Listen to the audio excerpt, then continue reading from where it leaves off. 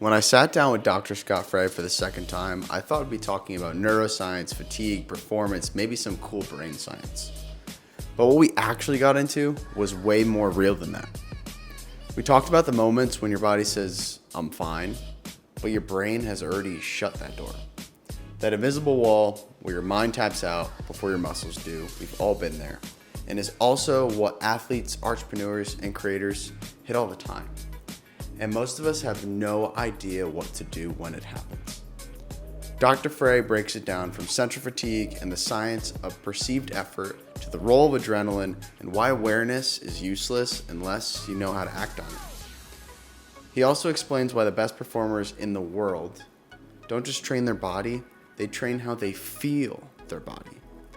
This is the episode that will change how you approach your own limits, physically, mentally, and even emotionally. So let's get into it.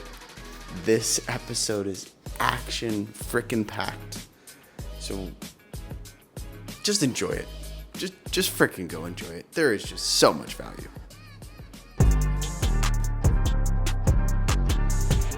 Dr. Scott Frey, thank you for coming back on the podcast. I mean, we've been doing a lot of work outside of this, but we have a whole nother fun conversation to be had. Originally, we targeted a lot of mental fatigue and really strategies to combat it, as well as really what it is. And a little bit of today's subject as well is geared around central fatigue. So anybody that didn't listen to our first episode, can we brief them a little bit on what mental fatigue actually is? And then we'll brief them also on what we're leading into today, which is central fatigue. Yeah, so I think mental fatigue is the intuitive part of this. So mental fatigue, you've spent a long day training, playing games, working, whatever it happens to be, and you feel depleted at the end, right? And it can be, interestingly enough, you can develop mental fatigue without having done anything physical at all. So we can kind of separate those, right? And the intuitive part is you feel exhausted. How is it that you could have sat at a desk all day and then you go to do your training and you're like, man, I'm spent. Your muscles aren't tired, right? You're probably about as recovered as you possibly could be, but you're experiencing this phenomenon I think that we can all relate to. I know I can, of feeling mentally depleted. And I think what it points to is that there's not a true disconnect between the mental part of things and the physical part of things. And when you and I met last time, we talked a good bit about this idea that going back for well over 100 years, there's all this physiological data and experimental evidence showing that if you intentionally fatigue people mentally, give them hard kind of mental work to do, their capacity for physical performance goes down. And there's been more up-to-date research now showing that, a bunch of different physical measures go down. So like in the endurance world, time to exhaustion goes down, right? If you have somebody on a treadmill or on a cycling erg and you ask them to go until they can't go anymore, it gets shorter when they're mentally fatigued, right? It also applies to the world of strength. If you look at what people are capable of in terms of pushing weight, we can show that mentally fatiguing them in the lab will actually diminish their capacity for heavy lifts. So intuitively, I think probably a lot of the people who listen to your podcast, and you and I both can relate to that. Central fatigue is kind of more of a researchy sort of term. So, Okay. when we think about central, what we're talking really about is the brain. And really, the brain and the spinal cord are the central nervous system, or the CNS. And the experience that you have of being mentally fatigued is due to the fact that doing mental work involves physiological processes in the brain, just like going in the gym and working your muscles is engaging a bunch of physiological systems. And similarly, that that that leads to the accumulation of central fatigue.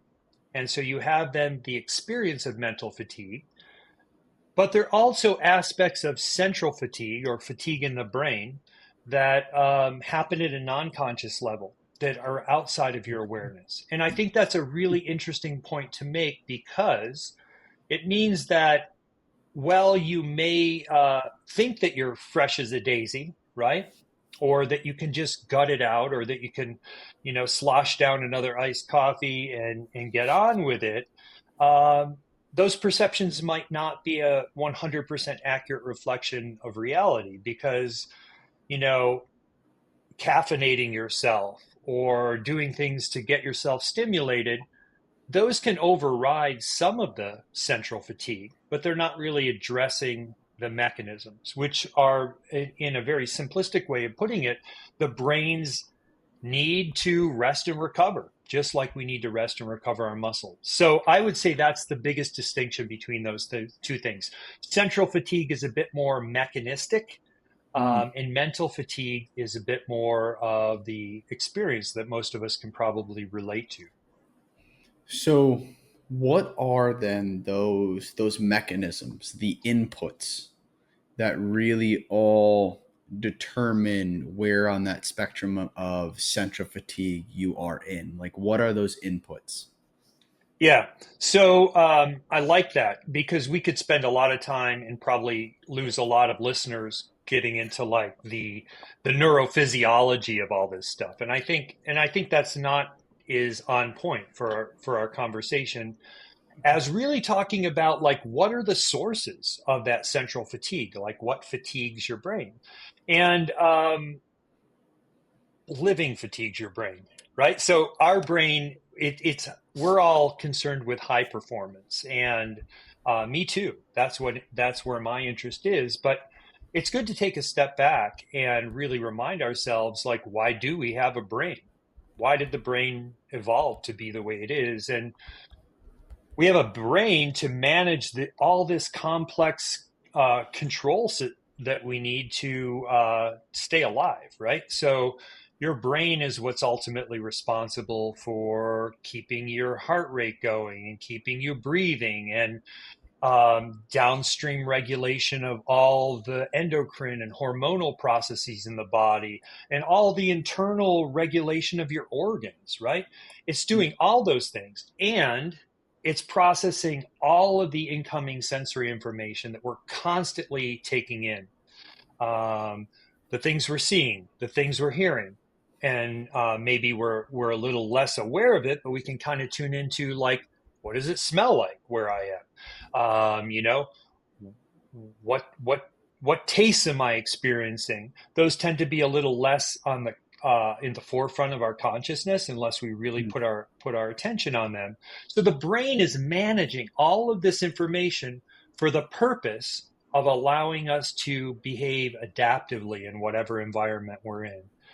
And we'll come around, hopefully, in our discussion to this business about attention, because I think it's really important. I alluded a moment ago when we were talking about the central versus kind of consciously aware fatigue, mental fatigue, that we're not aware of everything that's going on, right, with us. We're not aware of everything that the brain is taking care of and doing.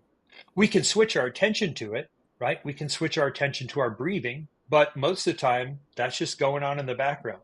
Breathing is a great example because it's one of these things that's automatic, right? And when you start to exercise, your breathing rate goes up, your heart rate goes up. Those things are taken care of automatically, but we can also intervene. And breathing, we can intervene very directly. So it's a nice thing. But what does that require? It requires that we pay attention, right? That we focus on it. Um, so yeah, I'll pause there, and I hope that It, helped. it did. It did. The couple things that I at least wanted to dive into to get Hmm. not too far into the weeds, but I think people, a lot of our listeners understand, but just not to a in-depth extent of how it Sure. impacts them, is things like dopamine and serotonin. So Yeah. like, and some of the other mechanisms or inputs, as we just called it, they may have an impact on your central or mental fatigue. Are you able to give us like how dopamine plays a role, especially in a day where it's so much consuming information all around us? How does it actually play a role when it comes to mental fatigue? And as we're talking about the subconscious, the central fatigue, so to speak, as Yeah. well.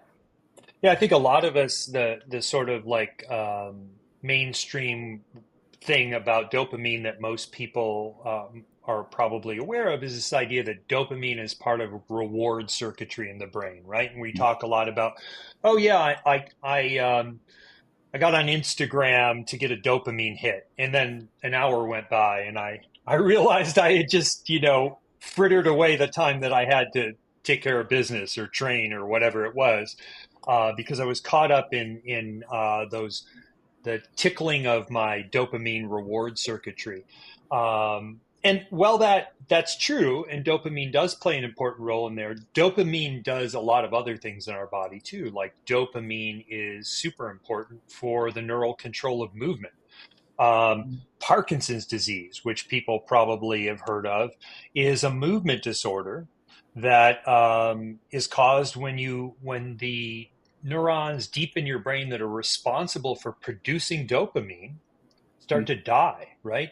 That Mm. start to die off. And what we've come to also appreciate in when the dopamine levels drop down like that, by looking at these patients, there are cognitive consequences. So I want to point out the fact that dopamine has a big cognitive role too, right? Movement role, cognitive role, role in reward circuitry, and it also kind of the other side of its role in reward circuitry is its role in motivation, right?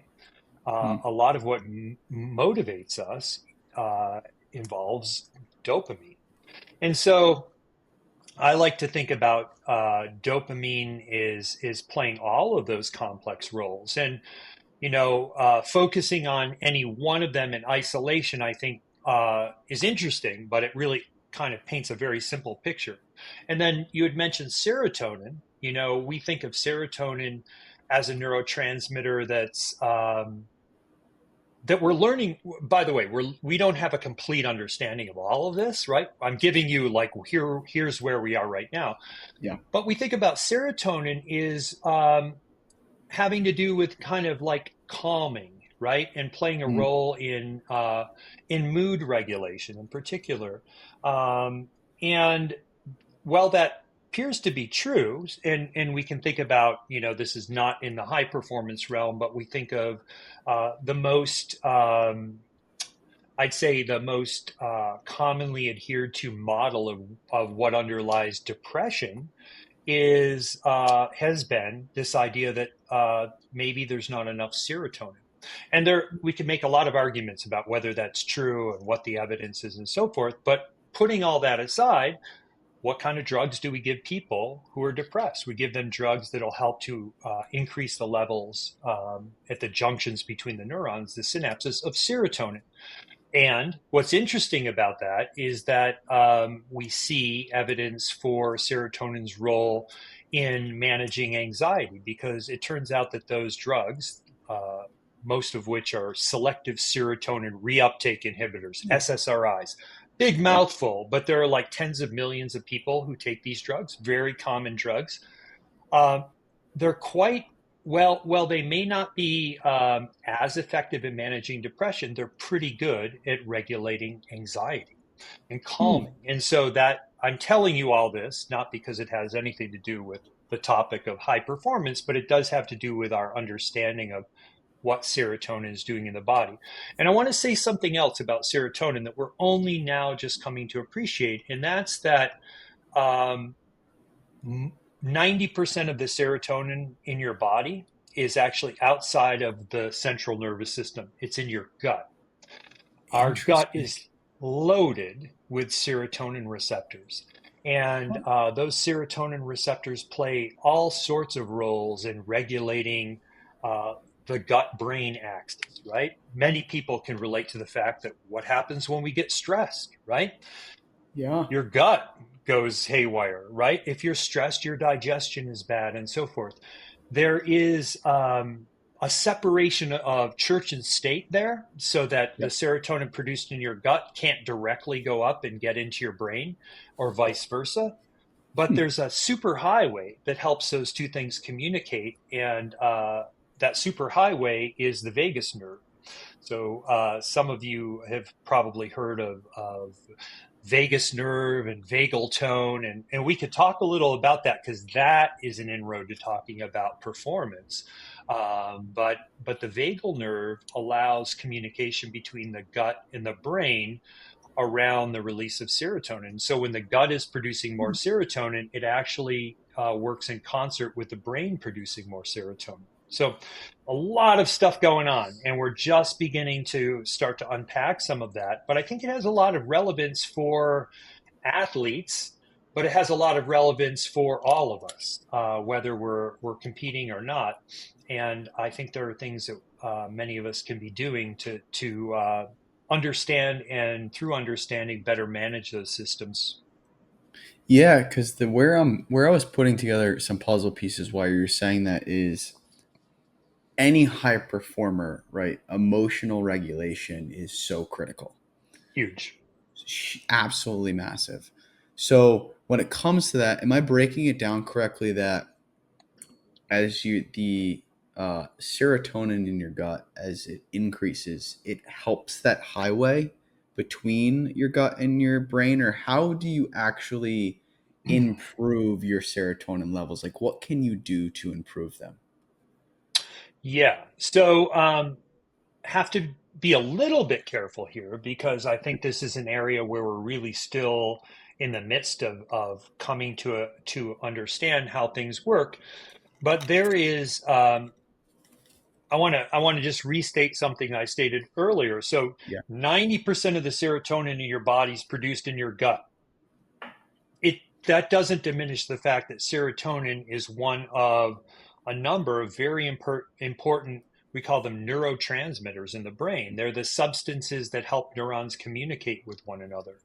And there are neurons that communicate vis-a-vis serotonin, there are dopamine, there are a bunch of these neurotransmitters, these special communicatory neurochemicals. Okay, Mm. well, the gut is has the abundance of serotonin. The serotonin that's produced in your gut just can't get into your brain because it turns out that the brain and the spinal cord, we treat them together. We call them the central nervous system, as I mentioned earlier. They're in a super protected kind of situation. And you can think about it. Well, they're protected because they're encased in bone. The brain's encased in your skull. Your spine is protecting the spinal cord, but they're protected in another more subtle way that's super important, which is there's a what's called the blood-brain barrier, and it is a semi-permeable membrane that only allows certain molecules to cross it, and it keeps most of the chemicals in our body from making their way into that central nervous system. So the gut produced serotonin can't get over the blood brain barrier to make its way in and kind of boost levels in your brain. Gotcha. But because the gut and the brain are constantly communicating to one another, and it's a bi-directional communication, a lot of it happening through this complicated vagus nerve that does just a ton of regulatory stuff in the body. Hmm. We're coming to appreciate that those levels can still influence one another. So when serotonin is low in the brain, it influences serotonin production in the gut, and it influences the behavior of the gut via that communication system. And when serotonin levels change in the gut, there are concomitant changes taking place in the brain. So this is really complicated stuff, and I'm kind of giving you like the snapshot, probably nerding out a little bit here, but I think it's important for people to really appreciate that this neurochemistry, right, is really the sort of physiological basis of you know us and our behavior. The reason that I wanted to get into those things there is because when we think of athletes or entrepreneurs that are listening, or any high performer, you Hmm. think of emotional highs and lows. You think of the ability to perform under pressure. You think of often being mentally fatigued or drained, as a lot of people call it, burnt out, needing a recovery, so to speak. So, to give some insight into what those inputs are that they could actually address Yes. is very, very valuable. So the last piece that I think of, because we talked a little bit about dopamine and serotonin, and we can get into a little bit more on how those end up impacting down the line. But the last thing that I think of as like an athlete, and honestly, even some high pressure situations in business is like sometimes you get that adrenaline that kicks in, right? Hmm. That little bit of that blackout period where like it kicks in, it's go, you're wired, but you may not even remember what just happened. And Yeah. your focus may not even be there, right? You just may be alert, but necessarily not focused. So, what is also adrenaline's role and how it impacts this balance between mental fatigue and central fatigue as well? Yeah. Wow. What a great question. So, adrenaline is a really complex substance. And when it's in the central nervous system, we call it epinephrine, but they're basically the same. And so you've got, similar to serotonin, you've got uh, adrenaline being produced for the adrenal glands that sit on top of your kidneys, but there's also that molecule being produced in the brain, and it's playing a role up there. So we've got this dual play, and we've also got the involvement of this remarkably complicated vagal nerve being the communication between those things. So there's some nice parallels there, but adrenaline is one of many hormones, and it's a hormone and a neurotransmitter that plays a role in stress, in our stress response. And so when we get stressed and we dump a bunch of adrenaline, and cortisol's another hormone that is naturally fluctuating throughout the day, but is also, levels go up when we're stressed. There are a bunch of things that happen, and one of them you alluded to, Alec, which is that our attentional focus narrows down, just like that, right? So that could be in a variety of different contexts. You go up to give an important pitch at a meeting. You go up to give an important talk to a bunch of people. And if you check out what's going on in your body, you would see that it probably looks a lot like you're in a high performance athletic sort of situation, right? There's going to be more of the stress hormones. We talk about another branch of your nervous system. So we talked about the central nervous system, but there's also this autonomic nervous system, kind of more automatic, does a lot of regulatory functions throughout the body.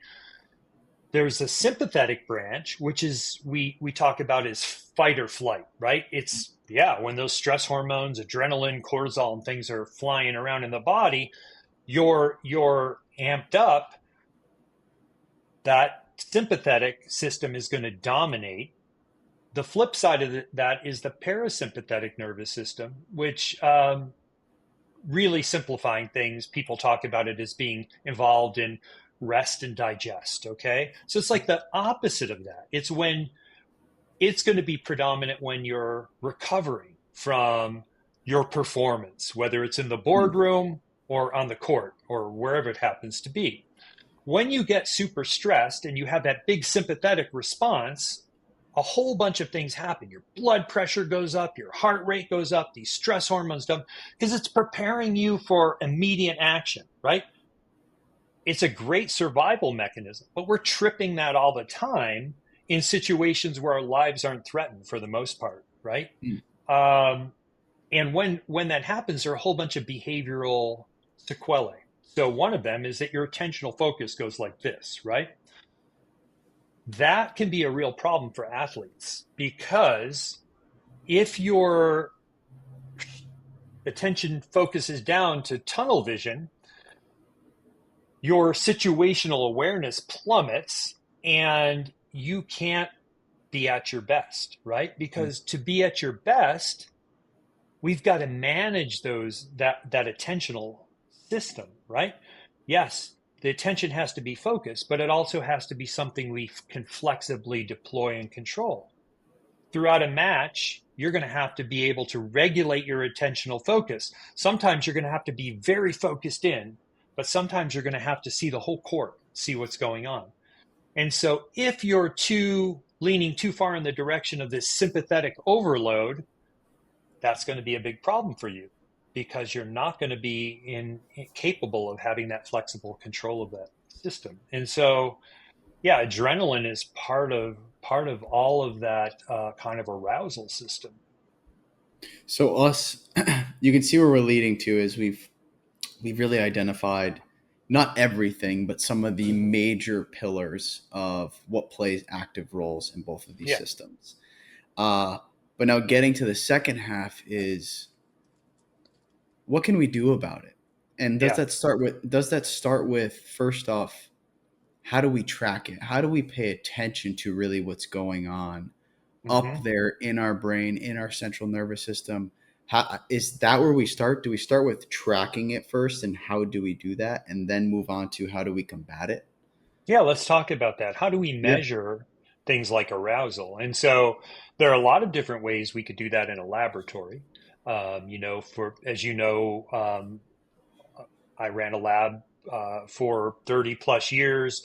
We did all the sophisticated kind of brain imaging where we could look at functions in the brain, and we could certainly see how those functions would change and how the physiology of the brain would change when people were put under stress and load. And we did a lot of that kind of work. But there are other manifestations of this too, right? So, there's a change in your pupil size when you're under a lot of stress. There's a change in your blood pressure, in your heart rate. Those are all physiological measures of stress.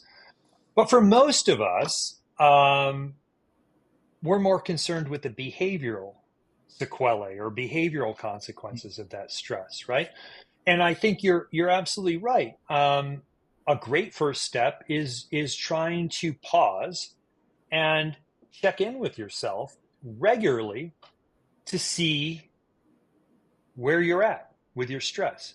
You know, some of my athletes buy into that, and it's great. And they'll add to their training logs with their coaches who are writing their training plans. They'll put down like what mood, stress levels, and so forth.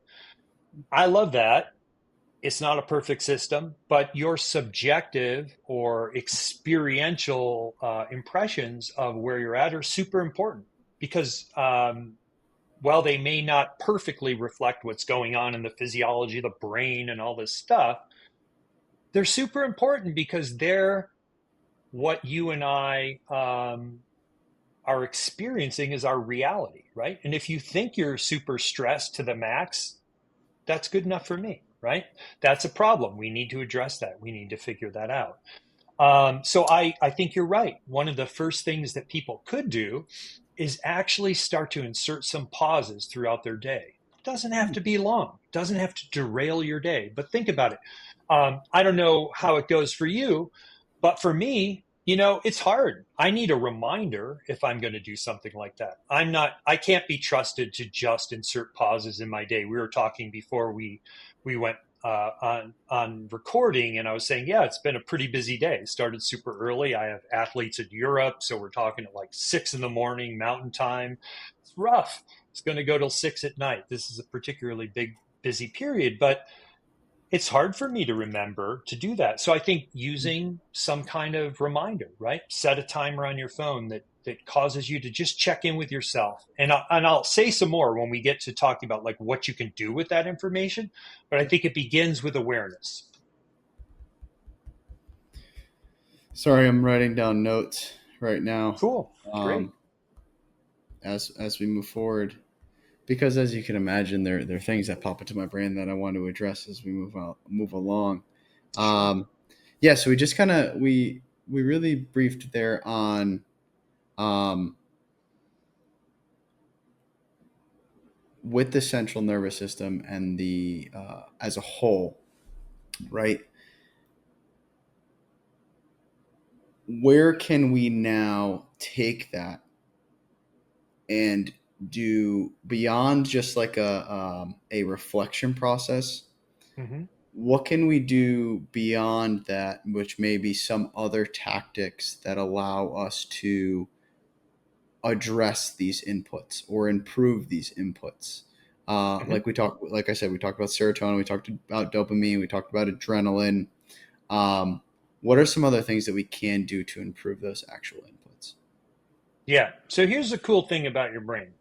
Yeah. Um, your brain is the engine that produces all of your experiences and behavior, right? So your brain is responsible for your emotions. Your brain is responsible for all of your thoughts. Your brain is responsible for all this perceptual experiences that you're having. Your brain is responsible for your movements and your actions in the world. But what's really cool, and we talked a little bit about this last time, is that it's a two-way street. So our behaviors are both the product of our brain, but they also influence our brain. We were talking about the way that this kind of two-way street works and how we, by changing our behaviors, right? So like starting to just begin a habit, we're kind of rewriting a little bit of the software in our brain. We talked about this in terms of neuroplasticity, which is like a $10 word that means essentially your brain will shape and adapt itself to your experiences, right? So when you learn something, you make new memories, that's a physiological process. You've changed your brain, right? Mm. By learning that new bit of information.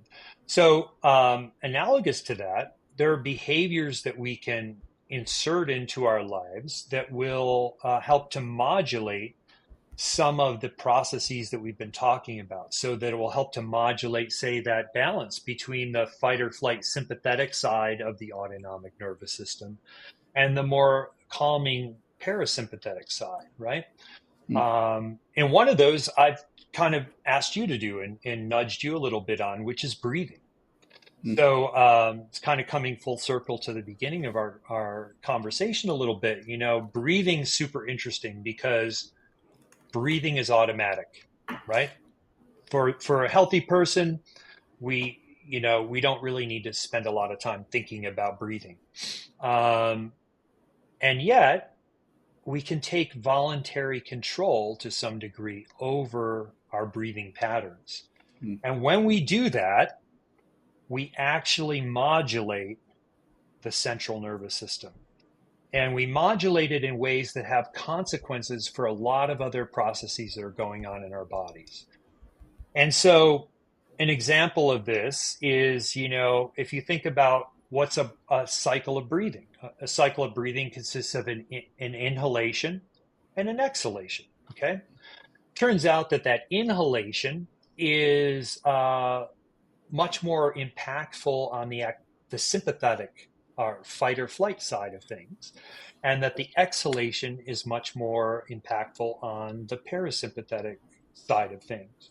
And so constantly, all day long and all night long, there's this constant kind of balancing act between those two divisions of the autonomic nervous system. Some of your listeners may know a little bit or have heard a little bit about this metric, this thing we can measure if we measure your heartbeat. It's called heart rate variability. If we, there's software you can get to measure this with, and what it's basically doing is it's looking at how regular are the intervals of time between heartbeats over time, right? And it shouldn't be perfectly metronomic. There should be some variability there. That indicates that your sympathetic and parasympathetic systems are both functioning well, and that neither one of them is overly dominant of the situation. They're kind of in balance, in kind of a bit of a tug of war a little bit with each other. That's healthy. That's balanced. Okay. So there should be, so we talk about heart rate variability, and we want to see some variability in the timing of the beats of those heart rates, indicating that the sympathetic and the parasympathetic are working to kind of this, they're opposite ends of the Mm. seesaw, and they're working functionally with each other. The opposite of that is a moment ago, we were talking about like, man, you get super stressed. You're giving a talk in the boardroom, or you're about to head on to the most important game of your life, or whatever it happens to be, and you're suddenly like struck by a huge amount of stress. Well, now the sympathetic nervous system is going up through the roof, the adrenaline's dumping, the cortisol's dumping, all the things we were talking about. And if we looked at your heart rate, then your heart rate variability would go down. Your heart rate beats would get super regular because the sympathetic nervous system is just bowling over, dominating, or Mm. bullying the parasympathetic division. We want you to be on a more even keel, right? We want you to walk into that boardroom or step onto that stage or that court in a more controlled way, where you're not just being driven by this fight or flight mechanisms, and tunnel vision is kicking in, and your heart's racing, your blood pressure's off the charts. We want you to be in a better state. So how can we do that? Well, breathing. Um, when we take advantage of what we know about breathing, we can start to adjust the patterns of breath to emphasize the exhalation part. And when we do that, it tips the balance a little bit more in favor of that calm, rest and digest parasympathetic system. And so there are ways you can do this that are really simple. And I'd encourage people to give it a go. One is just pausing, right? We talked about pausing earlier. Throughout your day, take a pause, 15 seconds. Doesn't have to be long. And just take a couple nice breaths with long, complete exhalations. Mm. That has an almost immediate impact on regulating stress in your physiology, changing that heart rate variability, increasing that. And it's not complicated. Doesn't even cost anything, right? You don't have to buy something or take something or do anything. And the more you do it, right? If you do it regularly throughout the day, the more habitual it becomes, and the easier things get in terms of doing that kind of regulation because of neuroplasticity. Mm. You're exercising all of that circuitry. So that's one thing. If you want to take it to the next level, and this is something I like my athletes to do, it's to really devote like a few minutes, right, to before you step into the court or before you go to give the presentation in front of the board or whatever it happens to be, where you set aside a little bit of time, sit yourself down quietly, and take what we call like a physiological sigh pattern. So that is like breathing in through your nose. And then once you get pretty full of air, one more really filling your lungs up, letting that Mm. diaphragm go down, making more room for your heart, right? And then a long exhalation, Huh. really complete. And doing a few rounds of that, what you should notice is that if we were looking at your physiology, we see the calming changes. But what you should feel after a few rounds of that is that you're starting to feel calmed down. You're starting to feel less dominated by that kind of fight or flight stress response, and that's a much better place to be. And in some sports, like I would say in pickleball, there are opportunities to do that when there's a break in the action, right? Mm. You can quickly take a couple rounds of that as you prepare for the next volley, for example. So I really want to emphasize what you just mentioned. So Mhm. I want to use a real world example, and we could kind of talk through exactly what's going on internally and how we're going to combat it. So, for example, for me, we've been working for a little bit on how we navigating performance anxiety, nerves on the court, overstimulation, so to speak. You Yeah. talked about breathing, but let's say it is a tournament that I'm walking into this weekend. I know that there is people there that, whether it's business related that I'm communicating with, whether it is player related, and now I feel like I have so many more eyeballs on me than usual because this is a top tier tournament. strolling into that event with all these pressures on there, I feel like I have to perform to a certain extent. So my cortisol is high, the anxiety is high, but also my alertness, my adrenaline is high. I'm trying to manage that. Going into that event, having those feelings, the emotions are bubbling to the surface. What is actually happening internally for me to feel like that? And Mhm. then in order for me to feel like that, identifying what's happening internally, then real world scenario, how are we then applying the breath to actually tackle it? Yeah. Well, it's a big one. We could probably spend a lot of time, but I'll give you the thoughts that come to mind. And Yeah. I'm going to step back from the physiology for a minute. I'm going to talk from the psychological perspective, right? I think one really challenging thing for you, and a challenging thing probably for many people, is that our identities start to get caught up in our performance, Mm-hmm. right? Absolutely. And that's a very difficult thing because it means that how things go with our performance uh, can have implications for how we view ourselves. And I think that that's a challenge that every athlete, every competitive person, no matter what arena they're competing in, needs to really uh, devote some careful thought and energy to. I think it's really important to try to separate those things because if your identity is too tied into how you're performing, and look, I work with athletes all the way up to the Olympic level, right? Who are um, who've been groomed since they were very young, that they were special and that this is their special thing that they can do better than everybody else, and they wouldn't be at that level if it wasn't truly a major asset. And even for them, it's super important to distinguish between how you view yourself and how you perform.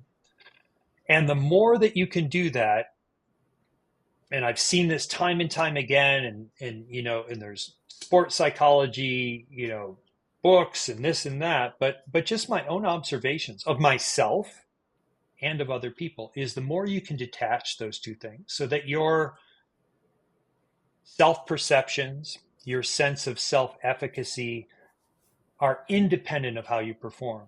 So, yes, you may be really disappointed when things don't go well. And you should be, right? Because you put a lot of work and energy into this with your performance. But at the same time, if it's causing you to really question your value as a person, that's a problem. And I think we all have to come to grips with that, whether it's in business or whether it's, in sport. I like sport because generally the stakes in sport are not life and death, right? Sport is an arena where we can experiment with situations that have implications for the rest of life and the rest of how we live our lives. And I think at its best, that's the role of sport. But when you start to get into professional situations and money's on the line and reputations are on the line and all those things, they can start to cloud and muddy that water. And so I guess what I'm saying is I think it's really good for all of us to get clear in our head that what our purpose is, what our sense of values are, and detaching those to the best that we can for performance. Because if you go into the arena of performance feeling like your self-worth as a human being depends on that, you'll always be fragile. You'll always have trouble bouncing back from defeats, and you will also tend to play things safe. And if you play things safe, you can get to a pretty high level, but you're never going to get to the top level because the top level requires taking risks and being willing to accept the consequences. Mm, absolutely. Um, and I'm really glad that you addressed that, especially because I think at like you said, no matter what level, everybody experiences that. It's just that over time, with practice, you end up bouncing back quicker and quicker over time, and not dwelling on it, so to speak, so much. The second piece of that is physiologically. during that time? What is occurring? Rather than psychologically, physiologically, what is going on inside of us, and then how are we combating it? Yeah, so a lot of it. So when you let me just make sure I understand the question. Yeah, So when you say what is happening physiologically, you're talking about when we're going to give the big talk or when we're going to step on the exactly, into the big match. exactly. It's a lot of what we've been talking about, right? It's this kind of stepping back for a second. If we frame that, and I can't help but answer the physiological question a little bit psychologically, so bear with Yeah, me here. But tell me. if you frame that experience that you're about to have as life or death, or having such a high level of gravity, right? That is setting you up for having the big physiological stress response. Mm, So I think a lot can be done on the front end going into an experience like that, preparing for a competition to kind of reframe things a bit and to kind of put people in a state where they're ready to take the risk of really giving it their all, even though they might fail. I had two athletes in exactly this situation this weekend. One was racing in the elite professional peloton in the British National Road okay. Cycling Championships. That was great because I got to watch him. It was live broadcast. Another was racing domestically in a high level professional bike race, and we talked, leading into both of those races, that these were perfect races for them to roll the dice and try something new and stick it all out there and accept the consequences. And I'm really proud of them because both of them did it. And neither of them won the races, but they both had exceptional breakthrough performances in terms of being able to take the risk and move to another level. And even though it didn't get them on the podium, they now have broken the ice on that. And that's a Mm, momentum that we carry into their next performances. So physiologically, what's going on is that, the more you build it up, the more you start to buy into this trip that, my life depends on this, my reputation is on the line, all of that kind of internal dialogue, right, that starts mhm, spinning out for many of us, and I've certainly been there myself. The more you're setting yourself up to have a massive stress response, right? And the more you're setting yourself up for getting into that situation where that sympathetic nervous system is dominating, and you're actually setting yourself up to fail. Interestingly enough, right? We want to back that down. And hyping athletes up is the stuff of movies, right? Think of like Hoosiers and all these sorts of things. But I've yet to meet an athlete that needed to be hyped up. I work mainly with pretty high level athletes. They don't need me to motivate them. They need me to pull them back, right? mm, Because they can be very hard on themselves. Most of us are our own worst critics. Um, so what to do, right? What to do yeah. in that situation? I think it starts with the reframing of what is this really about?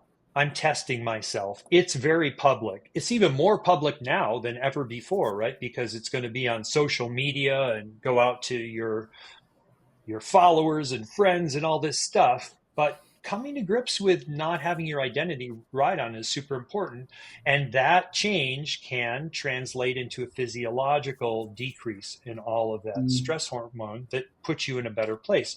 The breathing stuff, you can if you feel that happening to yourself, even more reason to step back and start to do some of that. What I left out of the breathing conversation is that a lot of what that's happening is tying into the systems we were talking about earlier, the vagal response. So, there's this misnomer that we hear like vagal and we think, oh, it's about relaxing, but it's not just about that. It's about a lot of things. And this breathing can influence the vagal response.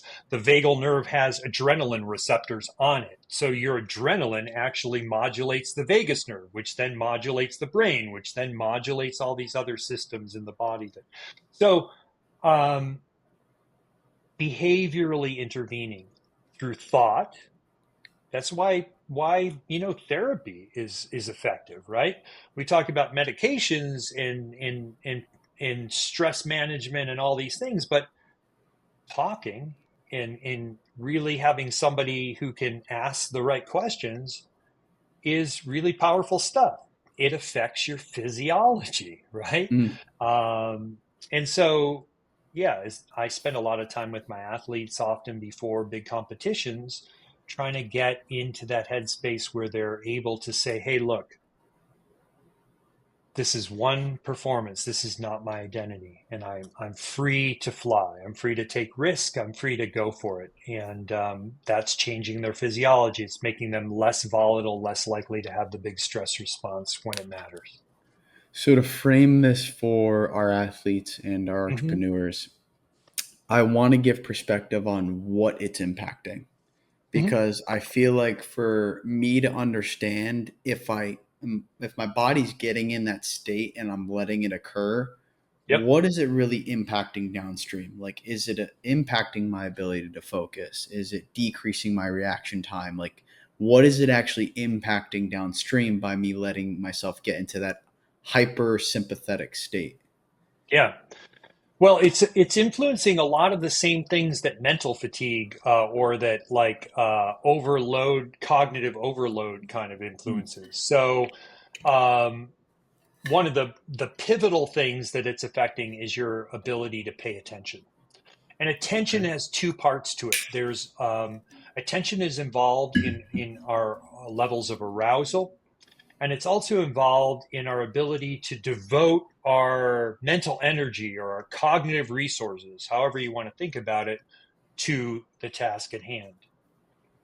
When you get in that sympathetically overloaded state, the your attention just narrows way down, right? Which for Isn't that a good most, thing? well, not so much, right? Mm. Because if you let's take your pickleball example, right? Let's think about what's going on the court. You have to be very focused, but you also have to be super flexible in deploying that attention. You've got to be able to take in everything that's going on. Let's say you're playing doubles, right? You've got to Mm. take in what your partner's doing. You've got to take in what the other two people across the net are doing. You've got to then be flexibly adjusting your behavior and adapting your behavior to all those things that are going on. And if you're too attentionally narrowed down and focused, you lost it. You're missing a lot of those details. We all live within this kind of illusion that we're aware of everything that's going on around us all the time, but it's really demonstrably false. And people, if you don't believe me, go on the internet and, there's a million demonstrations. There's one like gorilla playing basketball. Google that, take a look at it. I've It'll make it seen very this. clear to you. Yeah, Yeah. there's a bunch of that stuff. And actually, the guy across the hall when I was a grad student is the one who came up with those demonstrations. But there have been demonstrations like that, going back like 70 years in psychology. We all think we're aware of everything that's happening around us, right? But we're not. And the more stress you're under, the more sympathetic demand dominance, right? The even less you're aware of. And Mm. for most purposes, that's not a good state to be in. It's when we get into this kind of like yeah, in this situation where we're not very flexibly able to adapt our behavior to what's happening in the moment.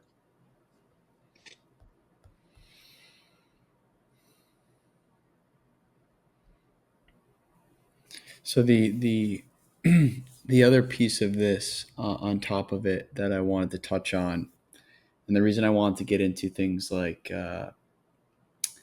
decreased level of attention, and you talked about defining attention a little bit and focus, is also from the other side of things, which is like RPE, or rate of perceived exertion. Mhm. Like, does that also play a massive role in us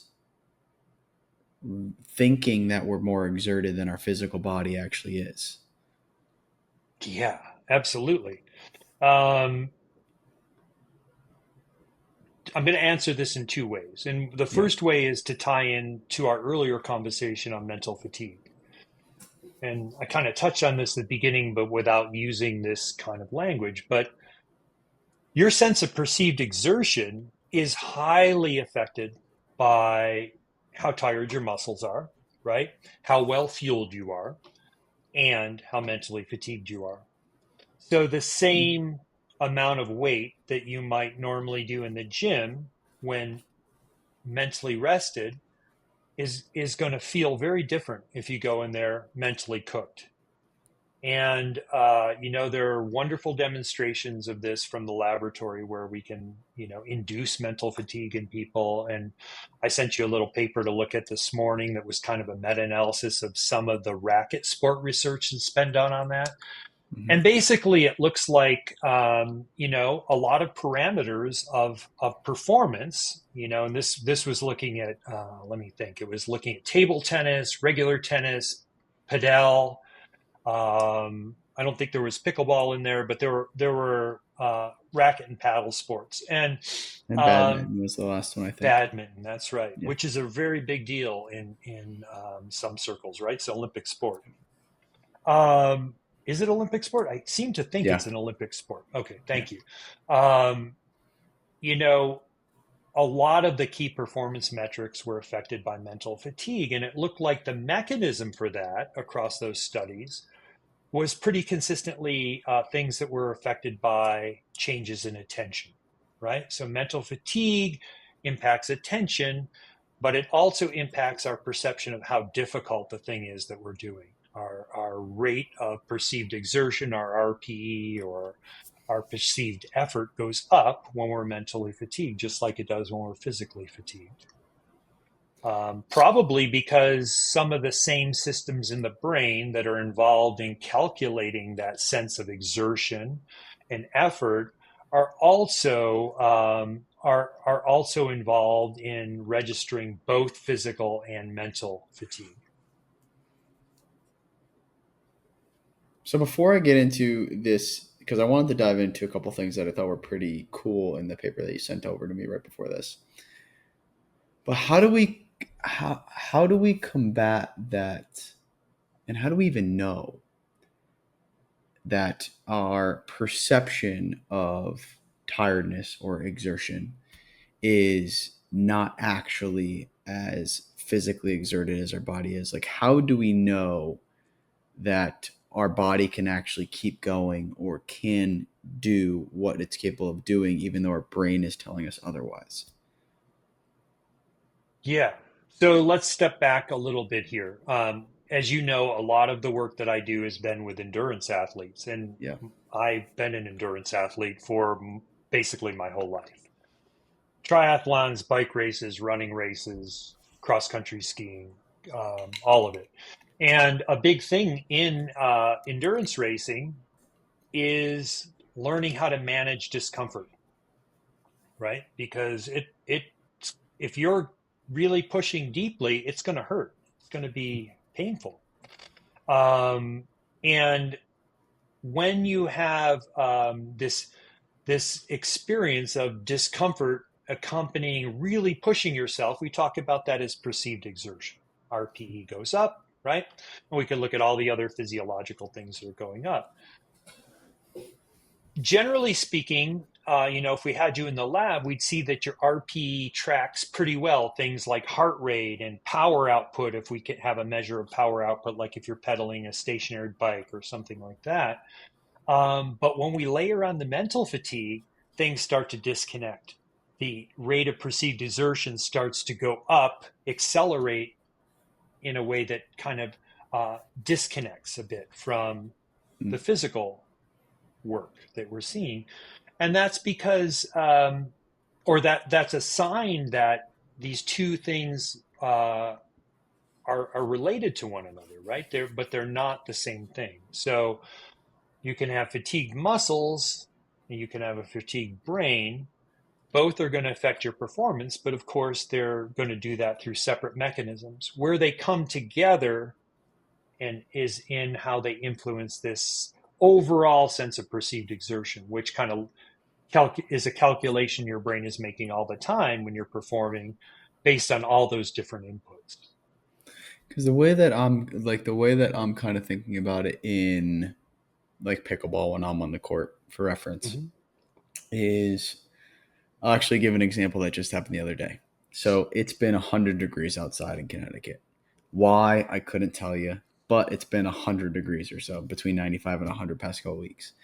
And I'm outside and I am not only sucking wind, but I'm just thinking like, oh my God, it is hot outside. Like hands are sweaty. I'm like, I can't even hold the paddle. Like it is hot. However, I definitely know my body is capable of still moving at the same speeds.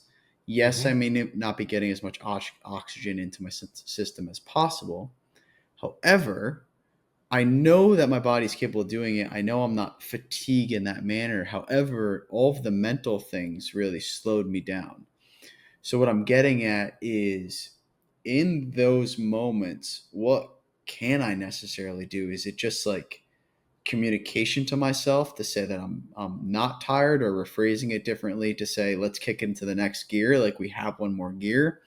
Is it more of that mental conversation with myself to power through those moments, or is it something else? Well, circling it back around to our earlier bit about this. So one of the things we used to do in my laboratory a lot is study how the brain creates a perception of pain. Hmm. And that sounds really horrible, right? Bringing undergraduates into the lab for beer money, basically, and exposing them to painful things. But we could do it safely. And, one of the interesting things about that is, we could take like a thermode where we could produce a very hot stimulus, but not a stimulus that's going to burn you or Yeah. damage your tissue, but it'd be damn uncomfortable. And if it goes from like 0 to whatever temperature really abruptly, it'd feel like an electrical shock. You'd have a natural reflexive withdrawal response. Hmm. We could ramp that up in temperature and we could say, we want you to rate how painful this stimulus is, right? And you'd see, well, it's hot, it's warm, or it's warm, it's hot. And then now we've crossed over the line into painful. And if we looked at the physiology in the body, we'd see, wow, there are thermal receptors in your skin that are doing the warm and the hot. But then there are these things called nociceptors. They're pain detectors. It's a separate system that passes signals in a very privileged way up to your brain saying, something bad is happening out here. You got to do something about this, okay? We could see where that tips over. And usually, your perceptions track that pretty accurately. When you start to feel pain, it's because those pain networks in the brain are being stimulated from the ascending inputs from these nociceptors. Um, what amplifies pain? Stress amplifies pain. When your Okay. in that sympathetic system is kicked in and the adrenaline's flowing and the cortisol's ramped up, your body becomes hypersensitive to painful stimuli. Because essentially what your brain's trying to do is protect you, right? And it's saying, Mm-hmm. whoa, we got to be extra vigilant right now because we're on high red alert. We're stressed, right? And part of that hypervigilance is literally like turning up the gain or turning up the volume on that pain signal. So we could show in the lab that a stimulus that someone could tolerate if we put them in a calm state would become a painful stimulus, a painfully, and it'd be the same temperature, but their perception of it would be now it's intolerably painful if we put them under mental fatigue, right? If we fatigue them Mm-hmm. out with cognitive tests, or we put them under some kind of stress. So the implication of that for performing is that if you've got to perform in a situation like you're describing, Mm-hmm. where it's uncomfortable, right? Or you're one of my athletes who's like, at mile 25 of a marathon, and this is time you really got to double down and go super deep if you want to make the podium. Anything you can do to be decreasing your stress about the experience that you're having is super important. So there's two things going on in pain. There's the sensory thing that I just talked about, the nociceptive things, and we don't really have control over that. That's happening. The other part that's layered onto this is this what we call like the cognitive and emotional aspects of pain. It's the how we're interpreting the meaning of the pain. So let's take your example of the heat. It's really uncomfortable. Is it if you start to think about that as dangerously uncomfortable, what's going to happen? You're going to trigger that huge stress response. It's going to be even more uncomfortable. Your play is going to go down the tubes. If you calm yourself, Mm. do the breathing we talked about, recenter yourself, and remind yourself that you're actually not in any danger. This is okay. This is normal. It's hot. You've done this before. You're playing in the heat. You'll be able to go a lot deeper and perform a Mm. lot better in that situation. And I see it all the time with my own performances, right? Which, you know, I'm still racing cross country skis and bicycles, where a lot of doing well involves managing discomfort and relaxing into that painful stimulus and calming myself and reminding myself that I'm actually not in danger. See, your brain doesn't really know. A lot of this is quite automatic. Your brain doesn't really know that you're going to play the game and then, you know, get yourself in a cool spot and rehydrate and take care of yourself. From your brain's perspective, it's like, if you keep doing this, you're going to kill us, right? It doesn't know that the game is over in 20 minutes and you're going to, you know, be in a much more hospitable environment and refuel and rehydrate and all those things. That's a And great so frame. it's doing its job that it's evolved to do, which is saying, hey, man, this isn't good. You got to stop this, because if you keep doing this, we're in serious danger. It doesn't know at mile 25 of the marathon if, you know, that you're going to be stopping in 1.2 miles. It's thinking, well, this is how it is. I You're going to love go that. until you kill us. But you can intervene in this by taking advantage of what you can control. You can't control those ascending pain signals in the Mm. sensory sense, right? The nociception. But you can start to intervene at the cognitive emotional level by really first preparing yourself in your training and in your mental preparation before you step onto the court, that this is going to be, that you're safe, that you're in a familiar environment, that you've been through this all before, taking down that stress, doing the breathing, doing whatever it takes to get yourself calm, and then reminding yourself that this is okay, this is normal, this is natural. Now, I want to be really careful, because I don't want to give people the wrong message, which is that, like, oh yeah, if you're starting to feel dizzy, if you're starting to, you know, have an arrhythmia, or you know, or you know, you twisted an ankle, whatever, there are times when we do need to pull the plug, no doubt about that, right? But a big part of being a successful athlete is knowing how to differentiate when you're in danger, when you're not. So it sounds like the summary is realistically whatever I can do to reduce that pain and get my body more calm is going to naturally prolong my ability to tolerate any sort of fatigue moving forward. Yeah, Yeah. absolutely. And you know, I've got thinking of an athlete I work with whose specialty is running 100-mile races. Mm. We know that no matter how, I know, I think so too. I like, that was never my thing. But you know, he's an ultra distance athlete. I've worked with a few Mm. of them, and there's a huge part of that is working through just what we're talking about right now. But I think it's a huge and underappreciated aspect of all sport performance, and including pushing yourself hard physically and mentally in pickleball. Mm. And and yeah, I'll leave it there. So we kind of have like two pieces left that I want to touch. First, I want to get into a little bit about this meta analysis that you sent me and see if anything surprised you in it. The second piece that we'll end up getting into is now that we've talked about kind of all of the mechanisms involved in central fatigue as a whole, and we've really given a foundation to it, the second piece is going to be, well, how can we improve those things? Like, how can we actually meet a higher and higher level of performance beyond it? But let's start with the Cool. paper first. Yep. And I don't know if any of these things shocked you, but I'm at least going to go through some of the notes that I took from it. Yeah, sure. So, so in table tennis, they identified from the stimulus that there's a significant amount of mental fatigue, and it reduced their ball speeds, it increased their amount of faults, and actually impaired their stroke accuracy. So basically, that's just where they are meeting centrally on the actual paddle itself, so to Hmm. speak. In tennis, which was pretty interesting, the second serve accuracy, because a lot of tennis players actually go for, right, their first serve. So they're taking risk because they have the second one. The second serve accuracy like significantly decreased. I didn't have the number written down, but I remember reading that it was significant, like Hmm. over half. Um, and the only thing that was a little bit surprising under mental fatigue is that it said their first serve accuracy and serve speed was remained ineffective. Hmm. So the reason I have that question is it's something about the mindset of that first serve of like, I'm going for risk here anyways, that allows mental fatigue not to really settle in because you know you're taking risk.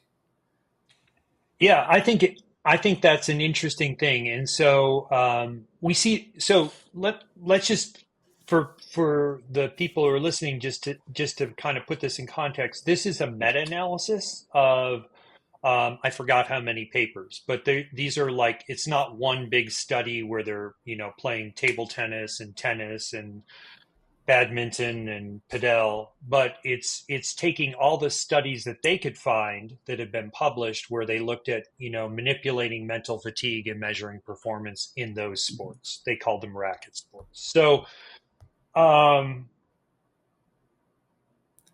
It was yeah, it's a to brief you, it was over 63 papers. okay. So Different research studies over 63, just and for our audience as well. yeah, I always like those kind of studies because it's a whole other conversation, but no one study is going to give us an answer of definitively yes or no. But when we start to see patterns across studies, we can start to be a little more confident that we are getting a lay of the land. You know, um, the first serve thing, I don't think it surprised me because I really put it in. I've seen a lot of this in the mental fatigue and performance literature. To give you an example, Mm. really nice study on elite cyclists showing that, mentally fatiguing them affected more endurance performances, like 20 minutes all out, but didn't affect very short, more anaerobic Mm. performances, like a minute or two of peak power. And rightly or wrongly, I kind of saw the tennis first serve, second serve thing as falling into that. But I Okay. think your point is a really good one, and that's that. And I'm not a tennis player, but I enjoy watching tennis. My wife is a tennis player. That first serve, people really do go for it, right? And because they know they've got the second serve, so they'll tend to hit harder, faster, and so on. Whereas the second serve, they don't want to double fault, so they've got to be more conservative. And then what happens when you're more conservative? Well, all those attentional resources and focus come a lot more Mm. into play, right?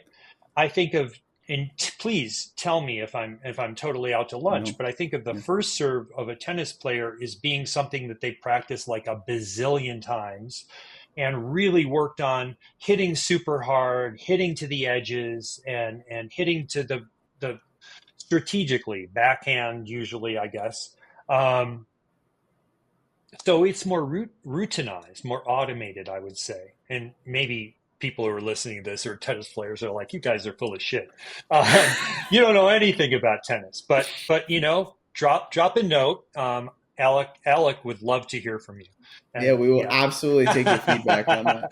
Yeah. he could take the feedback on the dumb things I say. It'll be perfect. He's like, that's great. You can be a wingman. I So love and then the second one is going to be more with more cognitive intervention, with more deliberation, with more thinking about it. Um, I think that's the key that I'm thinking about right here, yeah, I and think pun you're on track. intended, is on the second serve. There's now the pressures of actually getting it in, Yeah. which to our entire conversation here raises the cortisol levels, right? Probably kicks in your sympathetic more than your parasympathetic. And that's probably the critical point to take that breath, take that time to calm yourself back down and bring yourself back closer to baseline.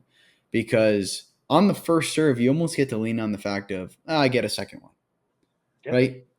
Take On the the risk. second one, yeah, on the second one, you don't get a third. So I can see how all of these stresses that we talked about impact the focus, right?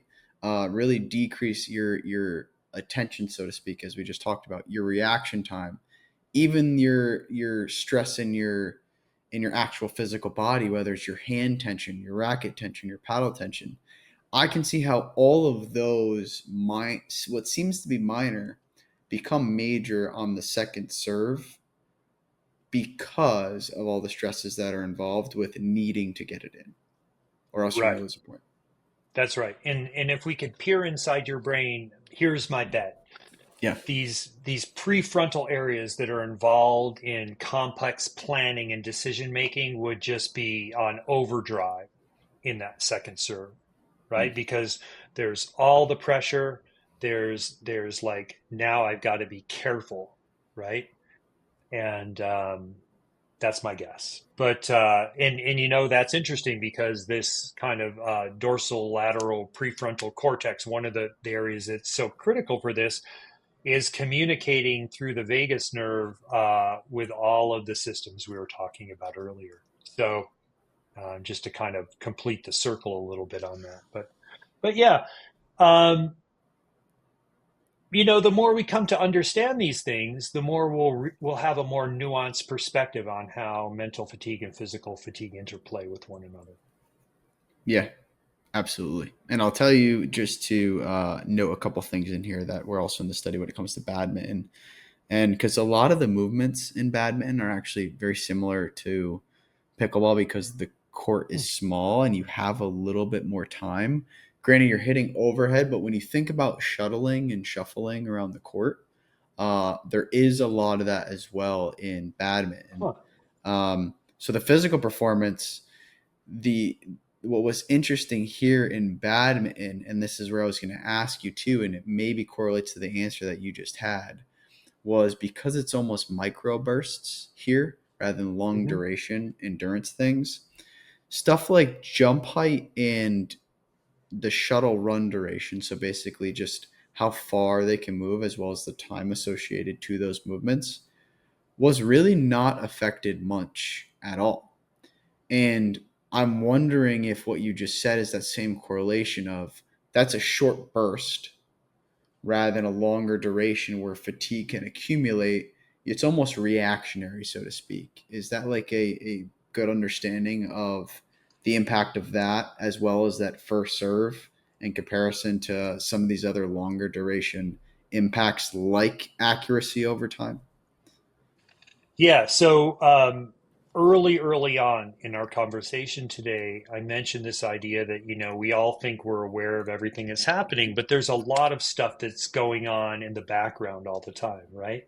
Mm. Like what you're aware of is like the desktop on your computer or the window that's open on your computer, but there's all the other stuff that's going on behind the scenes in the computer that you're not aware of, and our brains are kind of like that, right? And so as we develop and refine a skill, maybe take the first tennis serve as an example, it becomes more automatic. We build Mm. automaticity.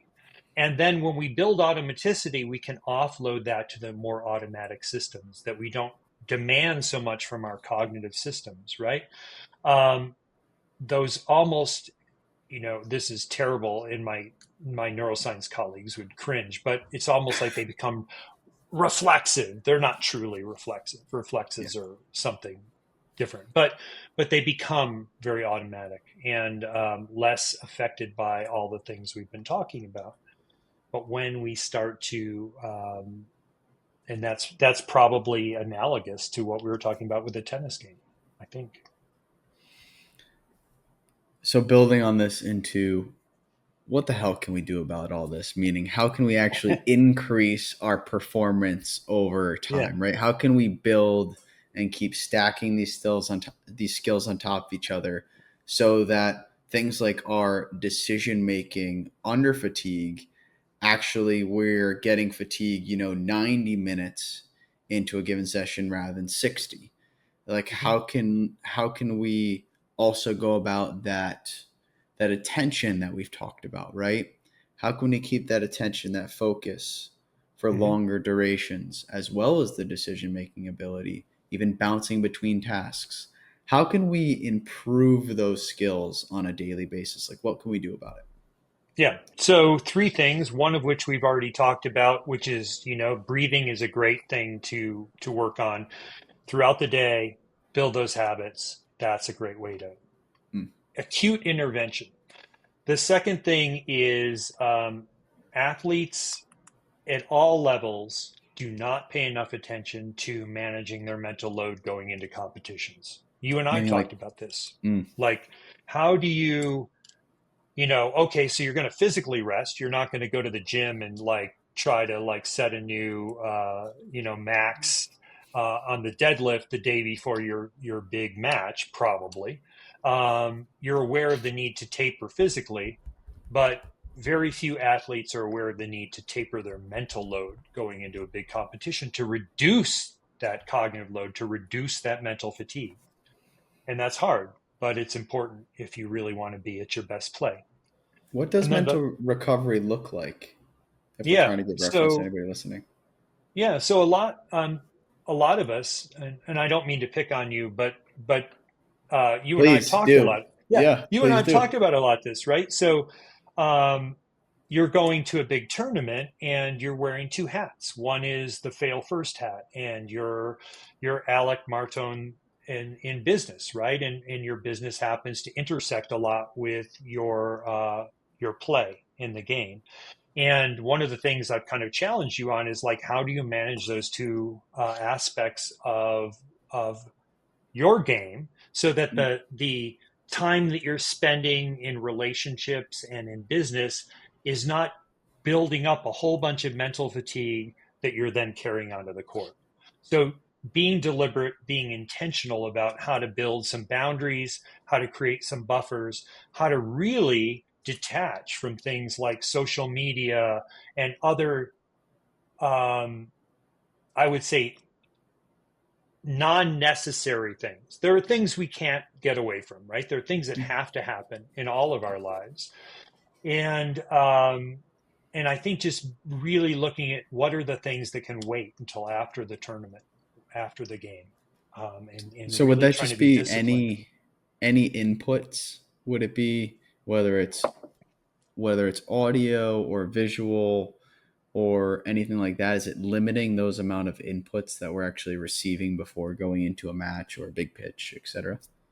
I think so. I mean, I Okay. my athletes are kind of hear this all the time from me, but I ask like I tell them that the proper state that I'd like them to be in the day before the big race or match is bored.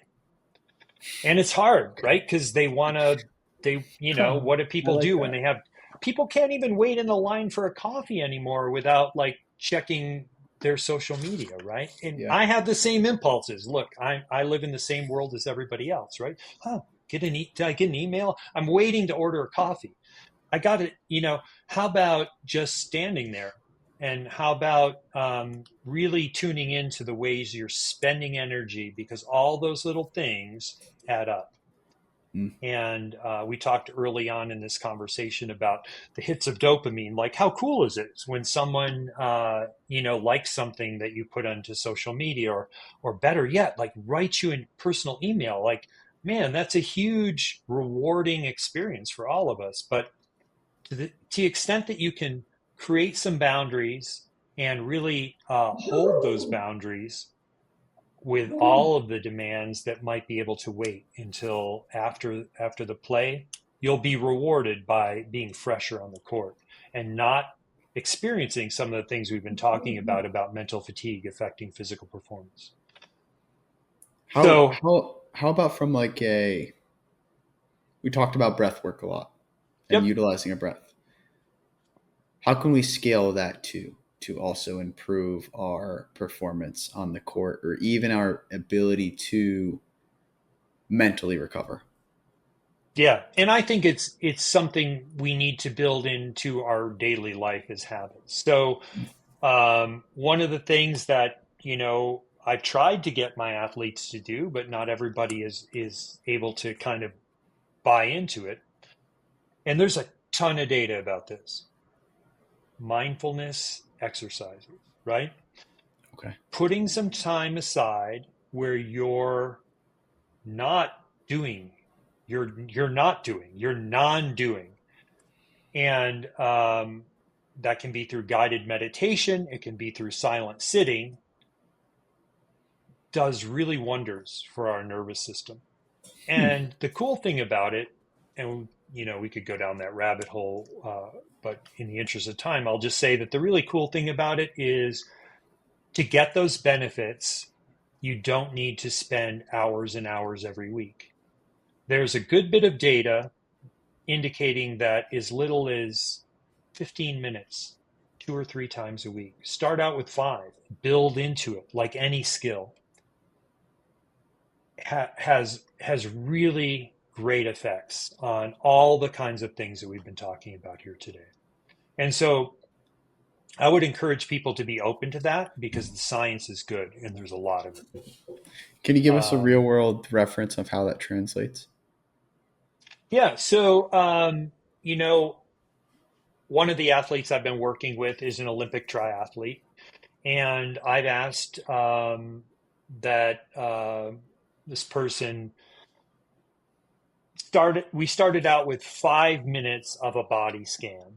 And anyone familiar with, basic kind of meditations probably knows about that, right? You're getting some cues and you're going through relaxing your shoulders, relaxing your face, and kind of moving around through your body systematically and relaxing.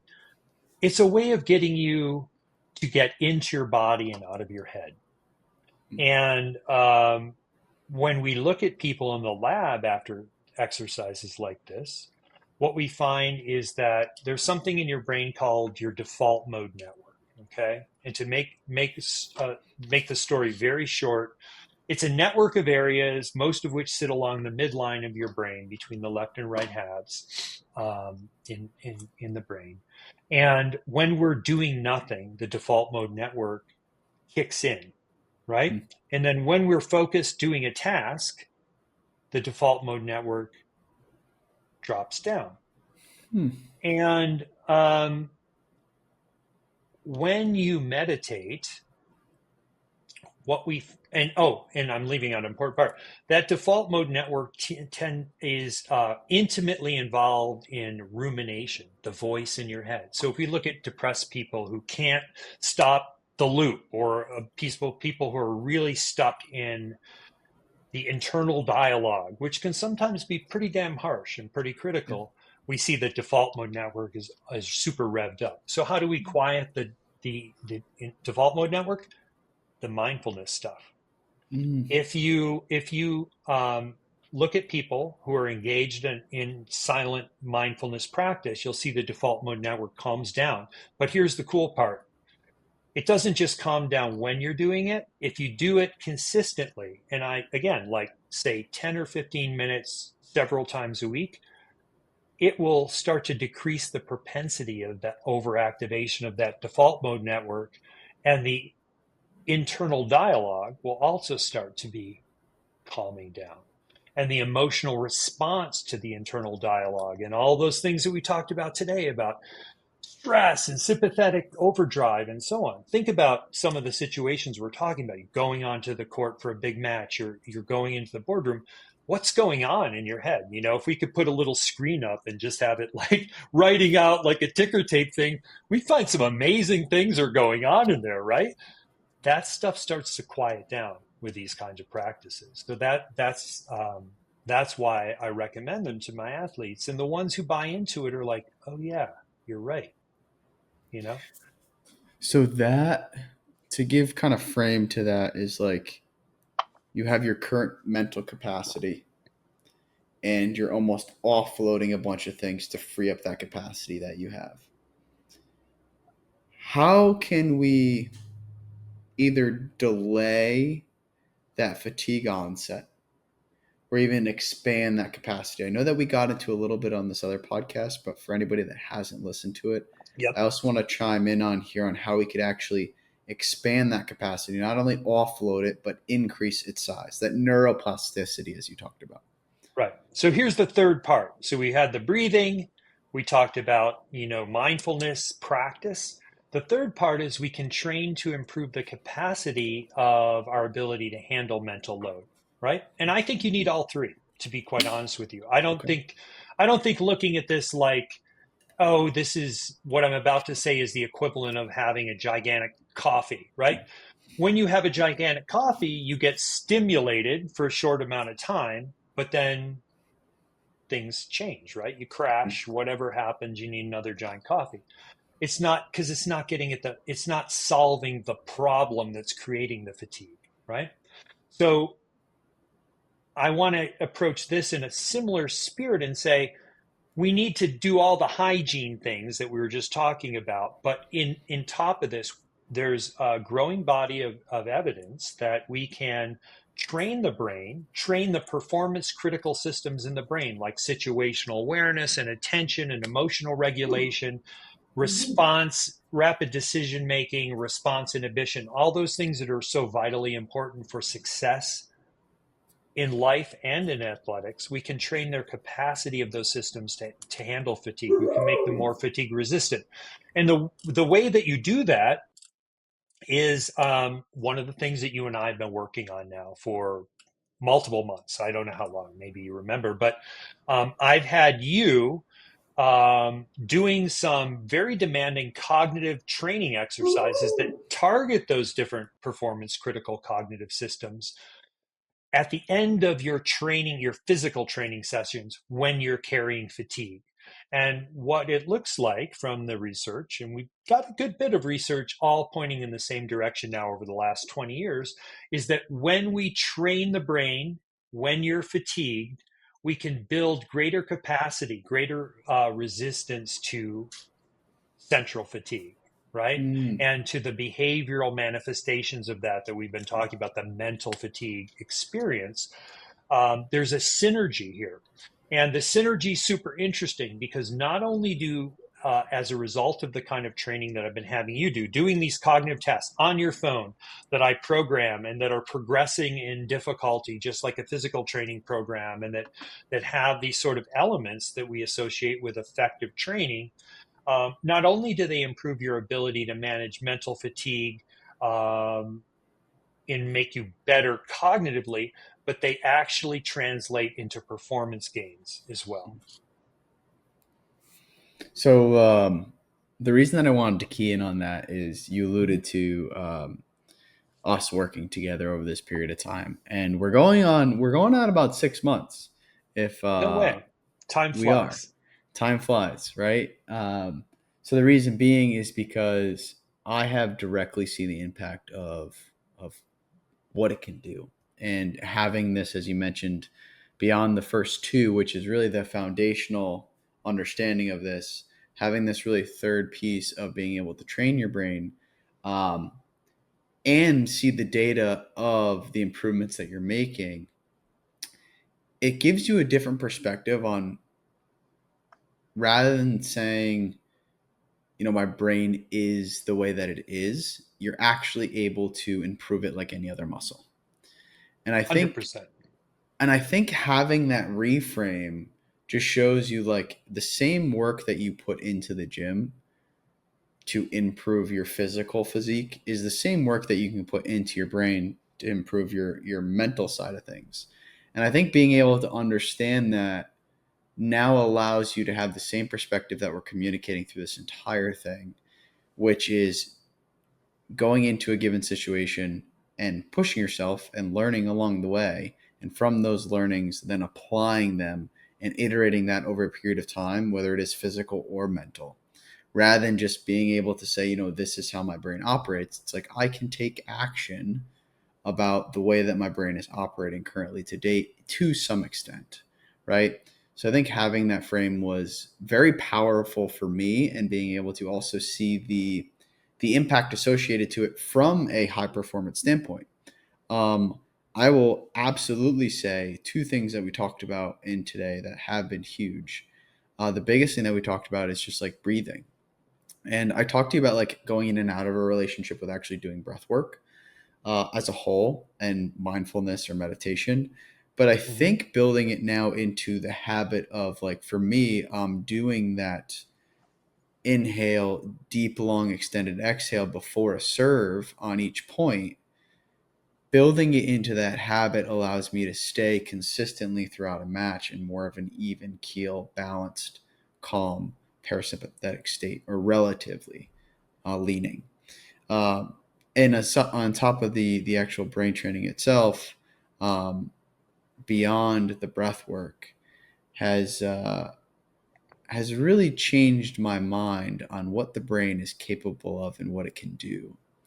And I understand how passionate you are about this, especially over all of the time that you've done beyond the 30 years just in the lab that you've done. I could see how curious you are, because you could also understand that we're only tapping the surface of really what our brain is capable of doing. And there's something so powerful in that, if I'm being honest with you. In this podcast as a whole today, I know that we had you on for the second time, and I'm sure there may be a thing or two that you may want to chat about that didn't come up. Is there anything that didn't come up in this conversation that you feel like is worth noting to the audience today? I think we've covered a lot. And We I don't know didn't. about you, but my load of mental fatigue is quite substantial at this point, Alec. Um, there's always more we could say. And I guess I would leave people with this idea that, this has been like the core of kind of my career as a scientist. Um, you made the point really nicely. The brain is a physiological organ, just like every other organ in the body, and it is quite remarkable in so many ways. And one of those ways is its capacity to shape itself and reconfigure adaptively to stimulation. That's neuroplasticity. Plasticity reforming in response to stimulation. And why I walked away from the world's most secure job, which was endowed professor with tenure, was because I saw so much great research indicating how we could harness that neuroplasticity to improve human performance. And I've shared with you that, as much as I was invested in my science career, I've always been invested in performance in an athletic context. And so, I think we're just getting started. Sport science has been really remarkable in helping us reach new levels across the board in all sports. But it takes a look at everything from the neck down. Mm. And I think the big frontier is where we're at right now, which is this conversation, looking at things from the neck up and getting those two things to play together, because really they're part and parcel of the same thing. So I was just going to ask you that to close. Like, what do you think the next 10 or so years is going to look like when it comes to the development in the mental performance side of what the human mind can actually do? yeah, well, what I think, and what I've kind of bet on myself in kind of making a transition into this space, is that neuroscience is going to come to have a very important seat at the head of the high performance table. Mm. Um, that seat's been empty, or at least the seat for neuroscience hasn't existed. Uh, in part because we really have lacked a good understanding of the brain. But Mm. I think neuroscience and cognitive neuroscience, my particular field, which is the intersection of the brain and behavior, the brain and thinking, has evolved to the point where it has a lot to say about how we can optimize performance. And I think that the biggest breakthroughs in performance are going to come from exploiting and leveraging those insights. So that's where I'd say things are going to go. And so I think things like the brain based training that we're doing are going to continue to evolve and become more sophisticated. And the integration of brain training into physical training is where the really exciting things are, in my view. Yeah, I mean, today we really unpacked just so much between building on our conversation last time of mental fatigue, but also holistically central fatigue as a whole, and how it really just goes beyond, way beyond, physical tiredness. and really all of the inputs that are associated to it. So once again, I thank you so much for being on the podcast today, offering you our time and the insights. Just so many takeaways. I mean, anybody that is still listening, I give you so much credit. There was a lot of information in there. I really, We're really turning do. into like a Huberman episode Yeah, here. Two and a exactly. half hours later, they crawl out of the studio. Yeah. No, this has been great. And thank you for the opportunity. And, if people want to learn more about me and my work, it's cerebralperformance.com. And I always welcome message. Speaking of our dopamine hits and things, I always welcome people to reach out if they want to ask a question. And they can do that either through the website or they can send a note to me, Scott at cerebralperformance.com.